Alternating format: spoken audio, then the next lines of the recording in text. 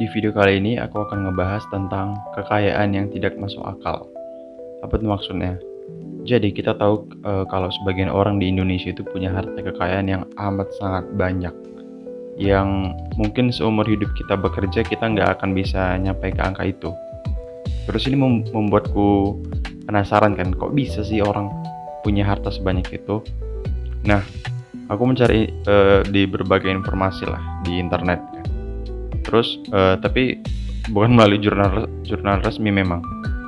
Jadi bukan berdasarkan penelitian tapi based on opini aja gitu, gunakan banyak opini. Dan ada satu opini di internet terutama di X yang aku pernah baca. Jadi hanya ada dua hal yang biasa membuat orang sangat kaya, yang amat sangat kaya. Pertama, mengeksploitasi manusia, dan yang kedua mengeksploitasi lingkungan atau alam. Dan ini jawaban yang mungkin bisa aku terima ya, karena kalau kita sampai memiliki kekayaan yang amat sangat banyak gitu, itu tuh mostly hasil eksploitasi. Apa itu eksploitasi? Ya memanfaatkan mungkin, atau mempekerjakan, atau mengelola hal yang seharusnya nggak boleh gitu. Dalam contoh mengeksploitasi manusia, ya mempekerjakan manusia dengan tidak layak.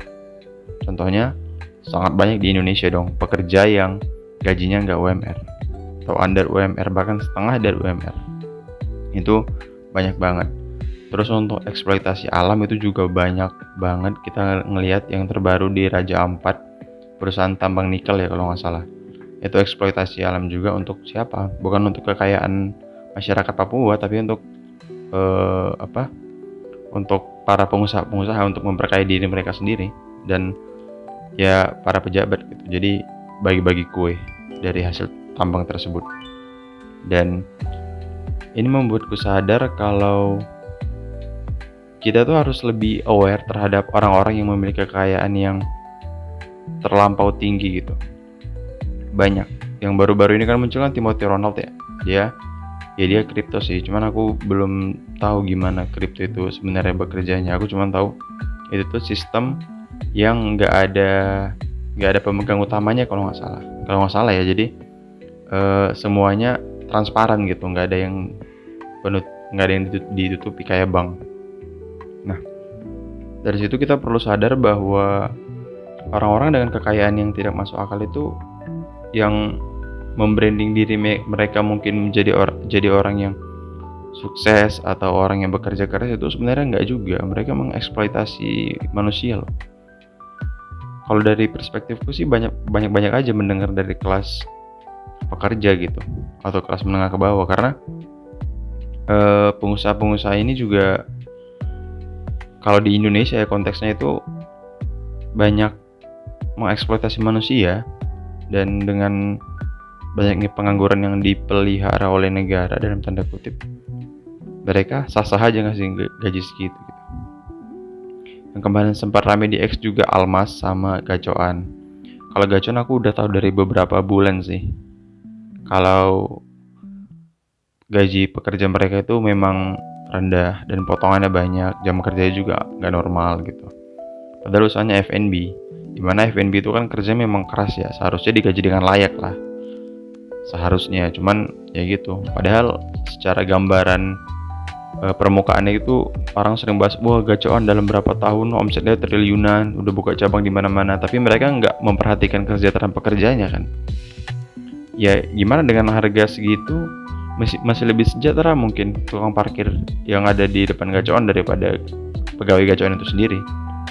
Bahkan aku sempat baca di level manajer itu baru nyentuh UMR. Di level manajer loh, baru menyentuh UMR itu gila sih. Dan gak harus hal seperti itu dinormalisasi. Dan disitulah peran pemerintah untuk menghalau hal-hal tersebut gitu. Tapi dari yang aku lihat gak ada harapan sih. Pemerintah kita juga senang dengan masyarakat yang seperti itu dan memelihara terus menerus. Jadi mereka bukan membiasakan yang benar, tapi membenarkan hal yang biasa.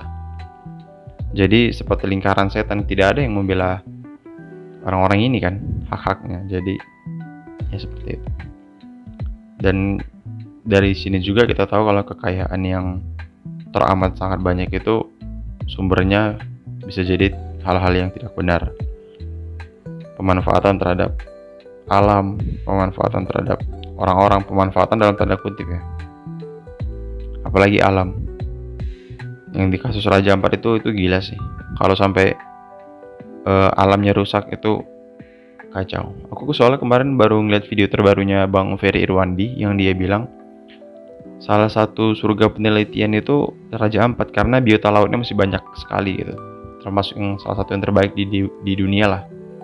Jadi kalau sampai itu rusak, potensi kerugiannya itu besar sekali dibanding dengan apa yang dilakukan tambang nikel ini yang sebenarnya manfaatnya juga untuk mereka-mereka aja, nggak ada untuk rakyat. Aku yakin perusakan alam untuk manusia, untuk orang-orang yang tamak dan rakus. Poinku selanjutnya ya, pada akhirnya kita jangan mendewa-dewakan orang yang memiliki uang. Seakan-akan kaya, gimana kemarin? Kaya, pintar, benar. Miskin, kaya, pintar, udah pasti benar. Miskin, bodoh, udah pasti salah. Gak bisa kayak gitu. Karena pintar dan benar itu hal yang berbeda. Bodoh dan miskin itu hal yang berbeda. Jadi untuk yang menonton video ini stop mendewa-dewakan orang yang mempunyai uang gitu. Seakan-akan mereka yang mempunyai uang omongannya udah pasti benar. Nggak juga. Kita harus tahu sumber uang mereka dari mana. Dari hal yang benar kah atau dari hal yang buruk? Atau jangan-jangan mereka memanfaatkan orang-orang lain gitu untuk mencapai kekayaan mereka. Logical fallacy sih. Kalau kalian mempercayai orang-orang yang mempunyai uang sudah pasti benar. Gitu. Demikian untuk video kali ini.